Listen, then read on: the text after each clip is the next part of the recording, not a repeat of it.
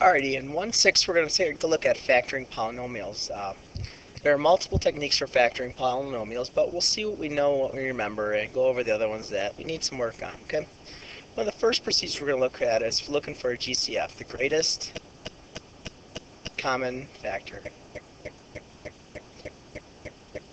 Okay. What that means is we're looking for something that's in all three terms, something that they all share, okay? If there's an x, maybe they have a factor of 2 in it. If it's like a 2 or 2, 4, 6, they all share 2. If it was like 4, 8, and 10, they all share 2. Things like that, okay? The second thing we always look for also is if we only have two terms, we look for a difference of squares. Okay? A difference of squares is thinking of x squared minus 4, because x squared is a perfect squared and 4 is a perfect squared. Also says the word difference in there. You can't do the sum of that. That does not work. Okay? So make sure you're careful on that, but that's one of those things we have. Okay? So, now, the other ones we're going to look for is if we have trinomials, that we're going to look at quadratic factoring to start. That means the highest power is a 2. We'll start with a equals 1. In other words, it's going to look like just x squared. Okay? If it's x squared and nothing's in front of it, aka the c term, we look at the last term. If the c term is positive, that means the signs of the factors will be the same. This is because to get positive c, you need two negatives to multiply to get you a positive, or two positive gives you a positive. Also, they will add to have the same sign as the b term, and it will add to equal the b term. All right. So it's going to pick up, if it's positive, if c is positive and b is negative, it's got to be two negatives. All right. If the c term is negative, the factors will be different. All right. The first factor will have the sign of the b term, and the factors will add again to get the b term. All right. So if the quadratic is not equal to 1, you're going to see that you can guess and check. That's one of those things that we can do. The other one is the algorithm, which is where you multiply, factor, the grouping, bring down the c, and see things like that. I'm not going to go through that now, but it is another method that we can use to solve this problem. Okay. Let's just start with some GCFs. In other words, there's going to be a common factor in each of these problems. Okay, so I've got 6 of them here, and let's take a look. The first one, if you notice, 12 and 30, there's a 6 common to them. So if I take a 6 out, I got part of it. But also they share an a. So if I take a 6a out, I can say, what did I take out of that? So if I took a 6 out, there's still a 2 left, because 6 times 2 is 12, and a b. All right. Out of the next one, it's a positive there, because we didn't take any different signs out. We can take out what multiplies, give me 30, but it has a 6 in it, it's got to be 5. We take the a out, and we're left with a c. If we distribute, we're going to 6 times 2 is 12, 12ab, which is what we had, and then 6 times 5, which is 30ac, which is what we got. All right. Next one, we have this binomial here, two terms. This only shares a p. If I take a p out, remember there is something left of the first term. There is a 1. Right? A lot of people will forget it, and you're going to see why when I give you an example. And then over here, if you take the p out of here, you get RT. Some people just want to put RT down, but if you multiply it by p, you forget the first half. So that's why we got to make sure we have that all. The third one here, we take a look. Right? See what's common. Well, 12 and 18, they share a 6. So I take a 6 out. Well, this has an x squared and an x. You can only take the lowest power out. So in this case, there's an x. I can't take square when there's only one of them here. We have y to the third, y to the fourth. I'm going to take y to the third out. All right? So now, at this rate, well, I have 2 here, because 2 times 6 is 12. I have an x taken out, so there's an x squared, so there's 1 left. And I took all the y's out, so there's nothing there. Minus, I need to get 18. 3 times 6 is 18. Took all the x's out, there's still a y left. Okay. And that's our factored form. There's nothing else we can take out of that, because there's a 2 and a 3 in different variables. Alright, now let's take a look at this one. This one's a little difficult because of the powers. Right here we can take a 2 out, I know that. Then I have 2x to the 2n plus x to the n. And I should say to myself, hey, these things are pretty close. They have the same base, but their exponents are slightly different. Alrighty? Well, remember, when you multiply, you add exponents. If I take out the x to the n, alrighty, the 2 is still there from here, but then if I take an x to the n out of 2x to the n, I gotta say x to the n times what equals x to the 2n. Well, if I have x to the n, remember we add the powers, and that's the 2n. So there's still an x to the n left. Be careful of that.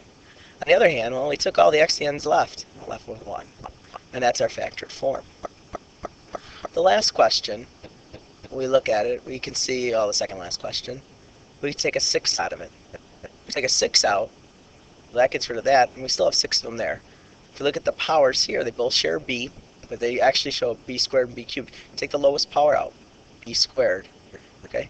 Now that's pretty much the whole first term. Remember, like the one above, you can only take, you're still going to have a 1 left. And then I'm left with 1 minus 6b, because if I have 6 times 6 gives me the 36, b squared and b gives me b cubed. Right. The last and the most difficult one to see is this one here. They both share the a. It's the question of which one can we take out. Now here's the deal. If you have an x plus 3, that's usually the larger of the terms. If you got a number, you can try and take that out. If I take that out, well, let's think.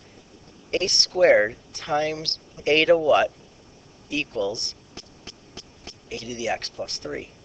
Well, remember, you're supposed to add.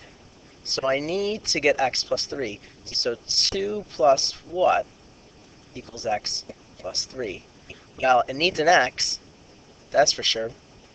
And if I subtract the 2 from both sides, you can see it's x plus 1. So it's a times x plus 1. And then what's here, we took the whole thing out, is just 1 again. So those are your common GCFs. Notice how they start off easy, and then you can get into the more complicated ones. The next one is what we call, factoring out parts of each. I call it grouping. All right. So sometimes there's something they share in common after you factor it. Okay, look into this one. If you look at this one, you can see like these two parts seem like they can be factored themselves. The first one, if you factor an a out, you're left with m plus n. There's our first group. The second one, if you factor b out, you can factor it to have m plus n again. Oh my goodness, they share the same factor. So if you were to take the m plus n out of both of those, think of it like me erasing that after I took it out. Well, that's gone, and then that's gone. So all I'm left with is a plus b. Put it in parentheses, and you have it fully factored. Okay, grouping is sometimes easy. You just got to look for the groups. Like here, those are my groups. It looks right off the bat. Sometimes they're out of order, but a lot of times they're in order. Okay, this one shares an r, so I'm factoring r out. I get s plus 3. Odds are the other one's going to have an s plus 3, so check for that. If you factor a 2 out, you get your s plus 3. What do you know? Okay, r plus 2 is one factor. Then you take the first terms, and then the second terms that we already factored. Good. All right, the next one here. AB minus AC minus 2B plus 2C. All right, well, let's see what we can do. If we factor just an A out, we have B minus C for the first terms. Well, if we take a look at the next one, most people have a habit of just factoring out a 2. If I factor out a 2, this is minus B. I don't want minus B, I want B. So I'm going to have to factor out a minus 2 out of this thing. If I factor a minus 2, that's just B. However, if you take a minus 2 out of here, it's minus C. Because if you distribute it, you're going to get your plus back. So when I do that, it's minus 2, B minus C. And then they match. That's the reason I did it. If we had them off by signs, you can then factor out a negative 1, and it'll fix it. Regroup it. Minus A minus 2 is one set of factors, and B minus C is the other. The last one right here, okay, we just take a look. I got A's there, B's there. Notice how it's an A and a C and a C and a D, or C and a D and a C and a D, so that looks like my groupings. I'll do A times C plus D. Over here, I want this all positive, so I'll take out a negative B, C plus D. We, by the way, redistributed, checks out to be both the negatives. A minus B, C plus D. Okay? That's called factor by grouping. Notice how we grouped them together. Useful with 4 terms, not trinomials. That's why it kind of stands out. All right. Difference of 2 squares has not gone away. These are easy. Remember, it's the square roots of both the terms, pluses and minuses. X, the square root of x squared is x. Square root of 9 is 3. X plus 3. X minus 3. Over here, it's square root of a squared is a. Square root of 4b squared, square root of 4 is 2. B squared is b. So plus 4b, a minus 4b. X squared minus 16, square root of x squared is x minus 4. X plus 4, notice how the order doesn't matter. Alright, make sure it's a difference too. The square root of 4x squared is 2x. Square root of y squared is y plus y. 2x minus y. Alrighty, keeping it going. Square root of 4a squared is 2a. Square root of 9 is 3. 2a minus 3. Order doesn't matter, backwards is fine. 5 plus t. 5 minus t. Alright? Remember, square root of a fourth power is a square as well. Square root of 49 is 7a squared. Okay? Square root of 81 is plus 9b. And then its opposite is 7a squared minus 9b. Alright? So far, so good. The last one's a tough one to see. That's a different square. If you write 0.25 as 1/4, now you can see the square root of 1 is 1, square root of 4 is 2. It does work. So as a perfect square root of 36 is 6. Square root of d squared is d. Square root of 1/4 is the square root of 1 over the square root of 4, which is 1/2. So 6d plus 1/2, 6d minus 1/2. Okay? Now, apparently I got a bad page there, but that's okay. No big deal. Trinomial factoring, okay? I have more down here, and if you want to see the answers, I can show you them real quickly. Okay, square root of 9 is 1/3. Square root of 9/16 is 3/4 plus 3/4 n squared. 1/3 m minus 3/4 n squared. Okay, that's a good one to know. 0.04. Okay, if you take the square root of it, it's 0.2 actually.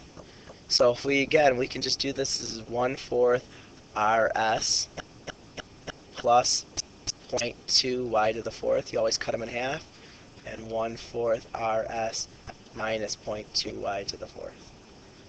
Alright, the last one's a little more difficult. The square root of this, you just divide the power in half, is a to the x minus b to the 2x, a to the x plus b to the 2x. Okay, so all these are special techniques right here. They're all for binomials or for four-person factoring, but you can see we can get more complicated. Alright, we'll move on to the trinomial factoring next.